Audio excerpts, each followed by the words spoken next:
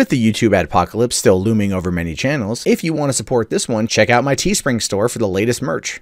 Hey, what's going on, everyone? My name is Matt Jarbo. This is $3 Theater and Game of Thrones, a show that should be finishing up sometime in this year. It felt like, because it's been almost a year since the last season. It's pushed off to next year. The bastards, probably not until April of next year. Sons of bitches. But as much as I want that to happen, those last episodes, I want to finish the show. I can't wait. I'm very interested to know more about the prequel, because there's been rumors, there's been talks that HBO is currently in the process of developing like 5 spinoffs, 6 spinoffs of Game of Thrones. They understand that it's a very viable and very profitable product, and they want to continue with it. And so they've announced today that the prequel series moves ahead with a pilot order. And I'm excited for this. Now, it says here that HBO has given a pilot order to the prequel series from writer Jane Goldman, one of 5 Game of Thrones projects that's in the works. Now, if you aren't excited just off the name Jane Goldman, I don't know what to do with you. I'm sorry. I just don't. Now it says, and we'll talk about her in a minute, but it says taking place thousands of years before the events of Game of Thrones, Goldman's series chronicles the world's descent from the golden age of heroes into its darkest hour. And only one thing is for sure: the horrifying secrets of Westeros' history to the true origin of the White Walkers, the mysteries of the East to the Starks of legend, is not the only story we think we know. So we're going to get a whole wide amount of just expansive, expanded universe stuff on not Lord of the Rings, on Game of Thrones. And that's cool. That is totally cool, because I think it's rife for that kind of storytelling. And look, let's be realistic here. George R.R. Martin is not going to end up finishing the franchise before he dies. That, I believe that's just the truth at this point. I don't like it. I wish he would finish.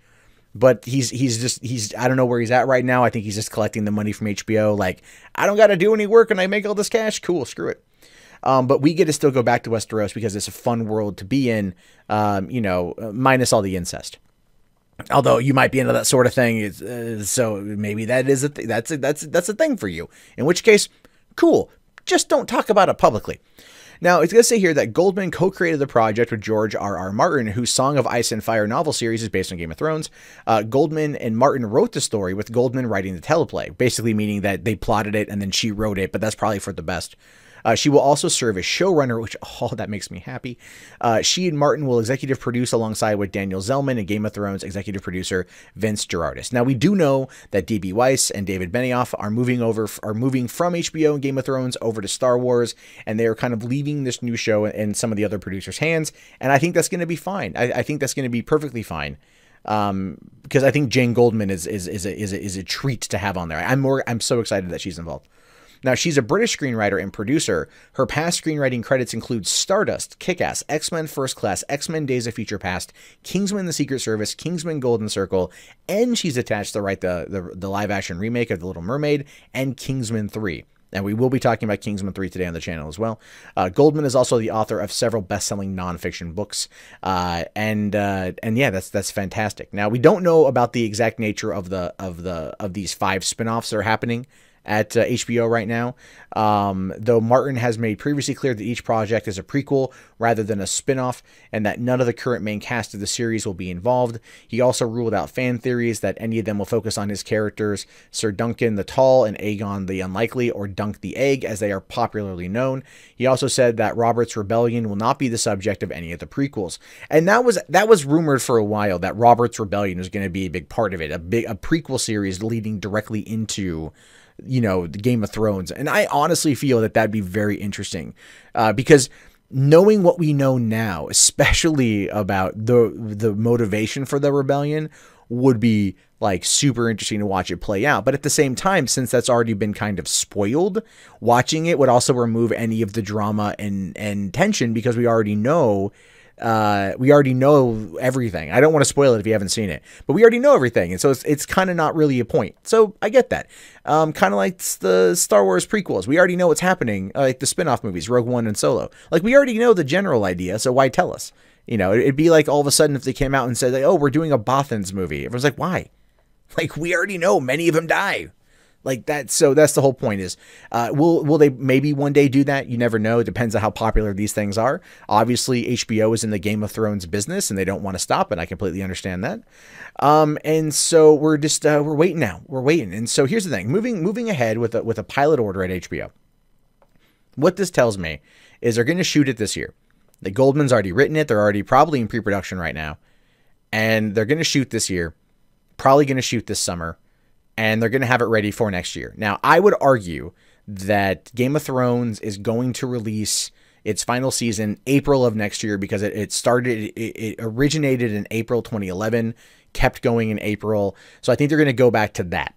And it's going to release in April of next year. And then I think that by the end of next year, moving into the fall season or the winter season, is when we'll probably see the first episode or get the first season of this prequel. And I could be wrong, but here's the reason why I say that. I say that because hype is going to be high for what comes next.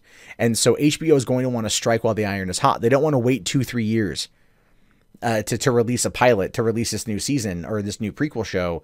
They want to keep it going. They want to capitalize on the success. As it gets that final push and everyone's dealing with the emotional fallout from the characters that die, we get to then go back to that world with prequels. And I think that's going to be a good move. I also want to think it's going to be around the winter time because Fantastic Beasts 2, The Crimes of Grindelwald comes out, being another Harry Potter prequel.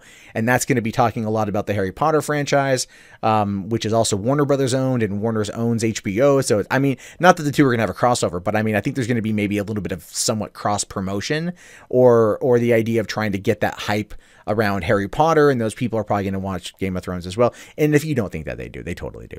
People who grew up watching Harry Potter, reading Harry Potter, are now old enough to watch Game of Thrones. So I think that's going to happen. But that's just my prediction. I could be wrong, but I'm waiting to find out more. Either way, I'm so happy Jane Goldman's involved in this. I'm waiting for the announcement because I have a feeling it's going to happen. I'm waiting for the announcement that Matthew Vaughn is going to direct the pilot. And I have a feeling he's either going to direct the pilot or the season 1 finale. I think, or whatever their big episode, which would be the penultimate episode. Or the anultimate episode, I don't know, whatever. The second last episode is going to end up being the one that's big because that's Game of Thrones' style. And I think that's going to be the one Matthew Vaughn directs. But Matthew Vaughn will be directing an episode. I guarantee it. I absolutely guarantee it. But what do you guys think about this? What do you think we're gonna learn with this show? Do you think it's you think it's worthwhile? Should they just not do it? Should they work on these prequel shows? Do you think this is going to kind of be a bit convoluted? Very similar to the way the Lord of the Rings show, focusing on Aragorn one season and everything else. I'm just kind of curious to know your thoughts on this. Let me know in the comments below. My name is, of course, Matt Jarbo. This has been 3 Buck Theater.